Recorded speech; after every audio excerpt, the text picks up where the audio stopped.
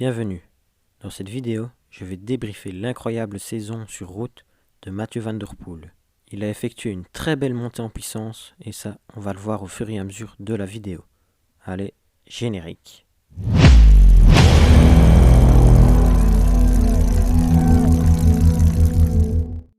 Mathieu van der Poel va débuter sa saison sur route le 19 février, soit très peu de temps après sa saison de cyclocross. C'est le Tour d'Algarve qu'il a choisi pour sa préparation des classiques.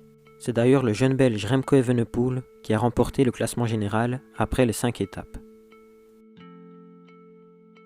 Mathieu, after another really successful season in cyclocross, you're back on the road. What's the goal for this week? I think the goal is especially to have a good training week and to try and get in better shape in function of the Spring Classic next week. How did you manage the transition between the busy winter of cyclocross and the road?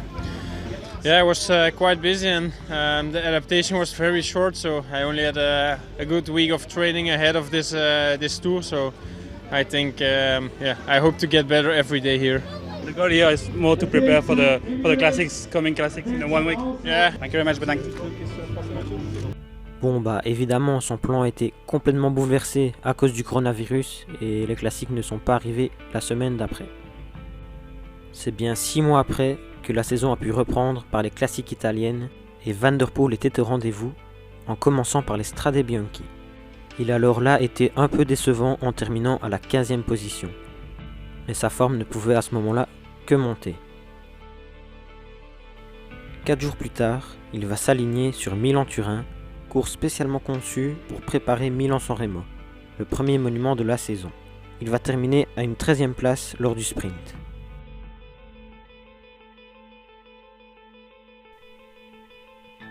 Le 8 août avait lieu le premier monument de la saison, Milan-San Remo. Van der Poel ne sera pas en mesure de suivre l'attaque de Julien Alaphilippe. Il va terminer 13e, tout comme à Milan-Turin. Il va se montrer pour la première fois au Grand Piemonte, course de préparation pour le Tour de Lombardie. Il va terminer à une honorable 3e place. Venait donc 3 jours après le Tour de Lombardie. Course très difficile et quand même assez compliquée pour Mathieu van der Poel vu le nombre de dénivelés positifs. Mais il va quand même terminer avec un incroyable top 10. Mathieu van der Poel est à présent en forme et il va le démontrer le 23 août aux championnats nationaux des Pays-Bas où il va écraser la concurrence. Il participe le 26 août au championnat d'Europe de cyclisme où il va tenter à plusieurs reprises de s'échapper. Malheureusement pour lui, ça ne va jamais aboutir, mais il va tout de même terminer 4e lors du sprint. Pour sa 3e course en une semaine, il va terminer 3e de la Druvencourse Over Race en remportant le sprint du peloton. Van der Poel s'aligne ensuite sur Tirreno Adriatico où il va remporter la dernière étape avec un retour incroyable. Il va déposer tous ses adversaires à 400 mètres de la ligne. Le 3 octobre, il va faire coup double en remportant la 5e et dernière étape et par la même occasion remporter le classement général du Bing Bang Tour. Une belle démonstration de force puisqu'il est attaqué à 50 km de la ligne d'arrivée. Le 4 octobre, c'est Liège-Bastogne-Liège, 3e et avant-dernier monument de cette saison 2020.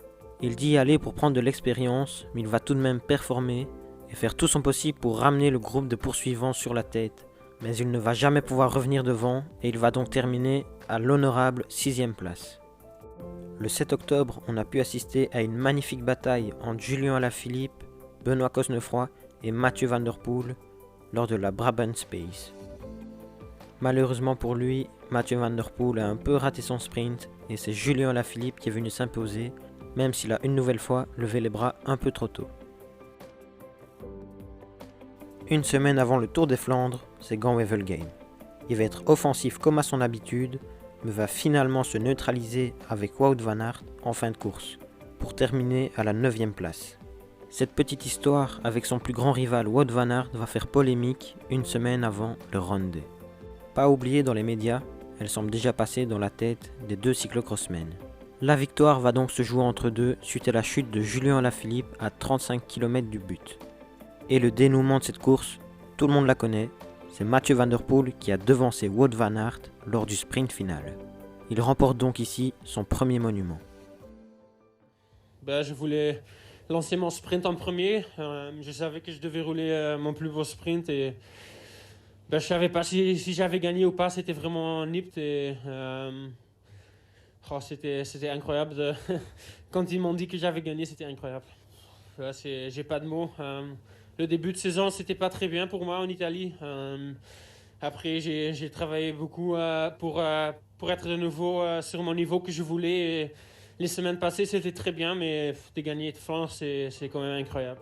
Malheureusement pour lui, sa saison s'est terminée sur une chute et un abandon aux 3 jours de la panne, une semaine après son sacre sur le Tour des Flandres. Et voilà, cette vidéo est terminée. N'hésitez pas à vous abonner et liker cette vidéo. Merci d'avoir regardé, c'était La Zone Rouge.